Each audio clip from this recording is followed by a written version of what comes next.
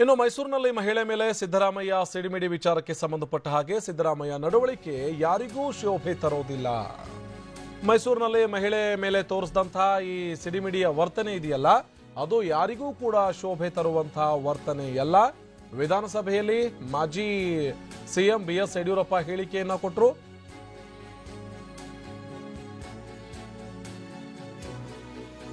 ಏಕವಚನದಲ್ಲಿ ತಾಲೂಕು ಪಂಚಾಯಿತಿ ಮಾಜಿ ಸದಸ್ಯಗೆ ಗದರಿದ್ದಾರೆ.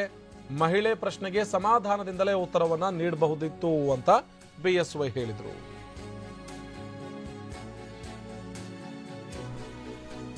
ಹಾಗಿದ್ರೆ ಬಿಎಸ್ವೈ ಏನ್ ಹೇಳಿದ್ರು ನೋಡೋಣ ಬನ್ನಿ.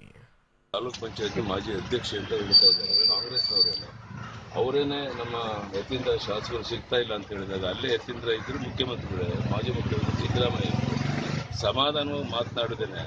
ಅವ್ರ ಕೈಲಿದ್ದಂಥ ಮೈಕನ್ನು ಕಿತ್ಕೊಂಡು ಏಕವಚನದಲ್ಲಿ ಕೂಗಾಡಿ ಚೀರಾಡಿ ಎಲ್ಲ ರೀತಿಯ ಅಲ್ಲಿದ್ದಂಥ ಆಕ್ರೋಶ, ಜೆಡಿಎಸ್ ಮೇಲಿದ್ದ ಆಕ್ರೋಶನ ವ್ಯಕ್ತಪಡಿಸಿದ್ರು ಅಥವಾ ಅವ್ರಿಗೇನು ಸಮಾಧಾನ ತೃಪ್ತಿ ಇಲ್ಲೋ ಗೊತ್ತಿಲ್ಲ. ಆದರೆ ಇವತ್ತು ಸಿದ್ದರಾಮಯ್ಯನವರ ವರ್ತನೆ ಯಾರಿಗೂ ಗೌರವ ತರುವಂಥದ್ದಿಲ್ಲ. ಒಬ್ಬ ಮಹಿಳೆ ಅದು ಕಾಂಗ್ರೆಸ್ ಪಕ್ಷದ ಪ್ರಮುಖ ಕಾರ್ಯಕರ್ತೆ, ಅವಳು ಹೋರಾಟಗಾರ್ತಿ ಅಂತೆ. ಅವಳ ಸಮಸ್ಯೆಯನ್ನು ಕೇಳಿ ಸಮಾಧಾನ ಉತ್ತರ ಕೊಟ್ಟಿದ್ದು 2 ನಿಮಿಷದಲ್ಲಿ ಮುಗಿದೋಗ್ತಾ ಇತ್ತು. ಮೈ ಕಿತ್ಕೊಂಡು ಕೂಗಾಡಿ ಚೀರಾಡಿ, ಅಂದರೆ ಅವ್ರ ಮಗನ ಬಗ್ಗೆ ಶಾಸಕ ಸಿಗ್ತಾ ಇಲ್ಲ ಅಂತ ಹೇಳಿದ್ರೆ ಅಪರಾಧ ಏನು?